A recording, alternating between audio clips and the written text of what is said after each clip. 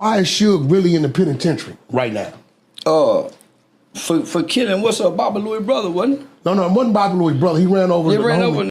But this real reason was he was scared to fight Bone.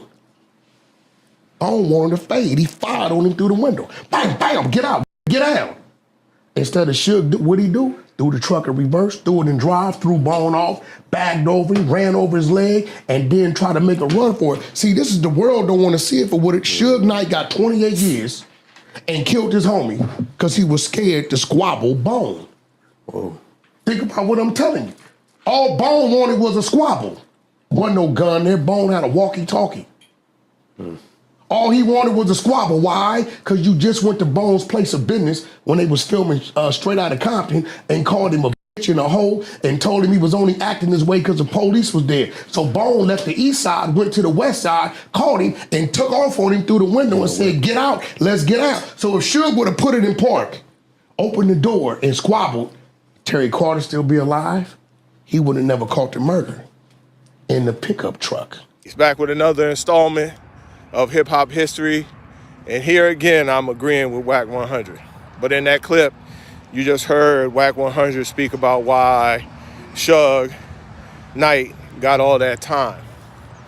If he would have been the tough guy that he was running around proclaiming to be back in the 90s, he would have just got out of the car and fought the guy.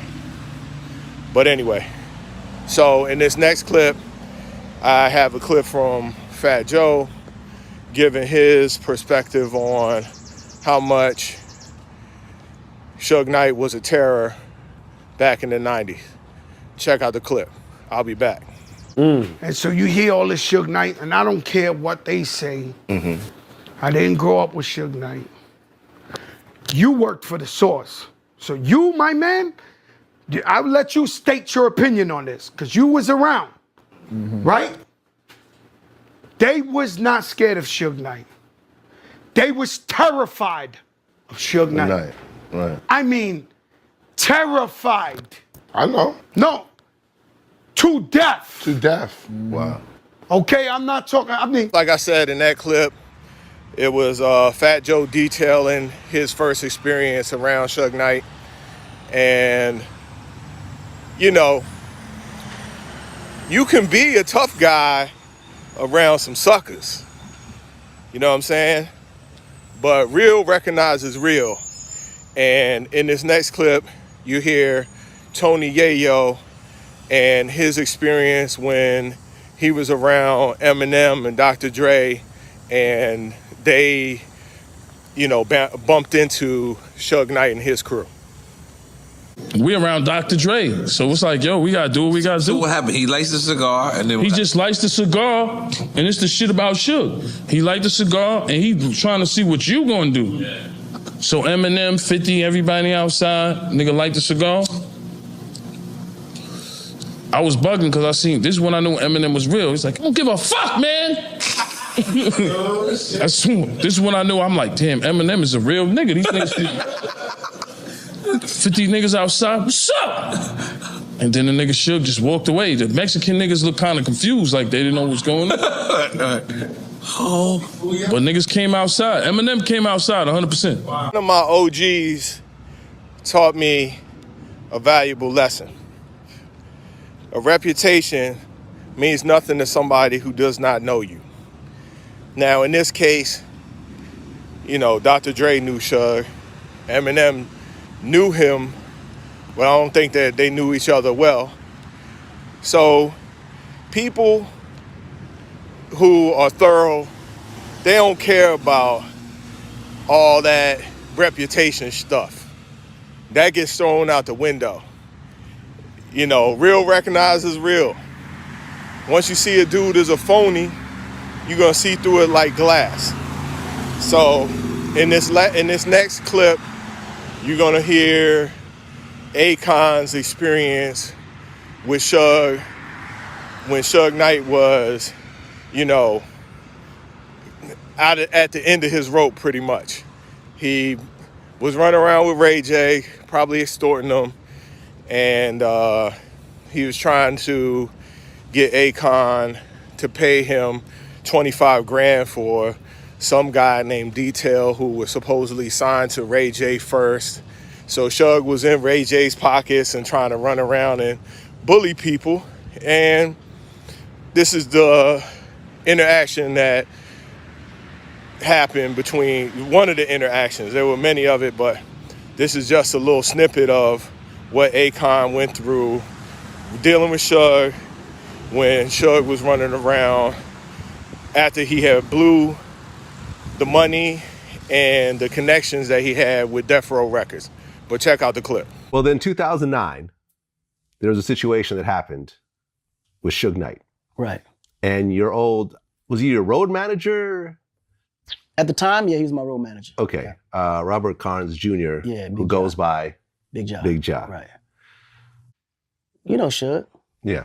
Trying Some to get producer. some tax, trying to get the toll. Right. And so it wasn't happening. So it was simple. So yeah. I clearly saw everything that happened. The first punch came from 2 T's to his homie.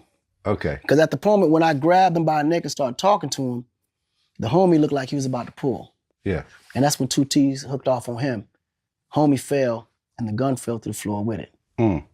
And at that moment, that's when Ja hooked off on Suge. And knocked him out. And Suge fell down in slow motion. Yeah.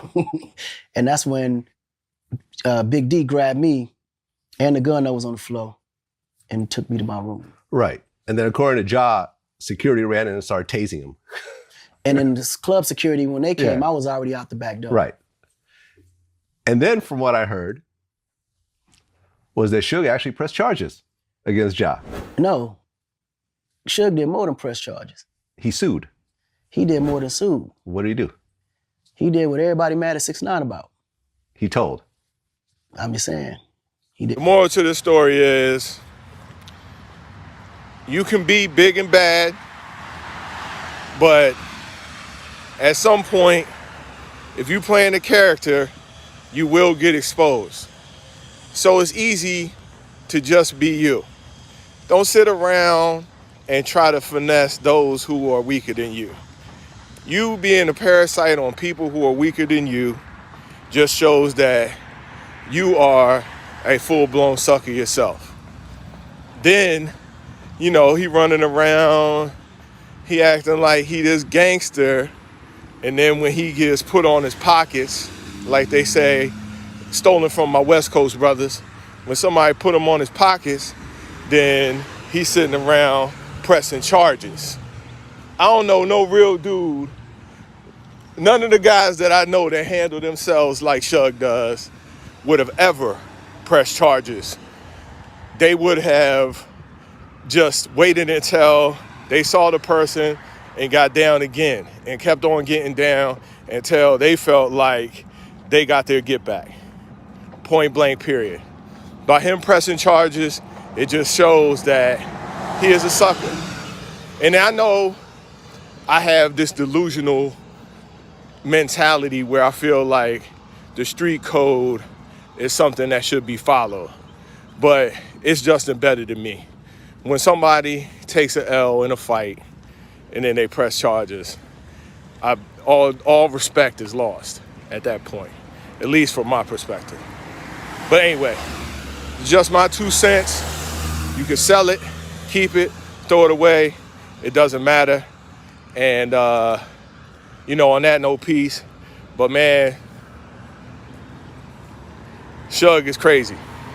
And as you can see, all he's trying to do right now is get attention.